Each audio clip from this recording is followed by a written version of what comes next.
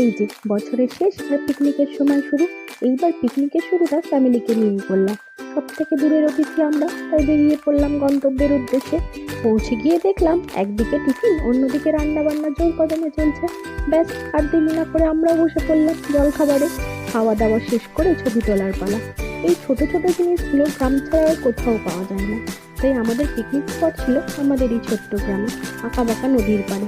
ধান কাটা হয়ে গিয়েছে আগেই, যেটুকু গোড়া ছিল তাতে আগুন দেওয়াও কমপ্লিট। মাঠ পুরো ফাঁকা, তাই মাঠের ওপরেই পিকনিক করছিলাম। যাই হোক, শীতের দিনে তা তো মাঝে মধ্যে হতেই হবে। রিল ফটো যেসবের জন্য পোজ দেওয়া তো হলো, চলো একবার দেখে আসি রান্না বান্না কদ্দূর।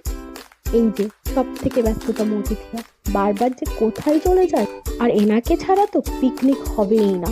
হ্যাঁ হ্যাঁ, আমি শুধু ছবি আর ভিডিওই করেছি, কারণ বাড়ির কিছু হলে রান্না বান্না তো বাবাই করে। এই যে চলে এসেছে আজকের পিকনিকের বিশেষ বিশেষ অতিথি, গুলগুলি। সব থেকে বেশি আনন্দ বোধ হয় ওই করেছে।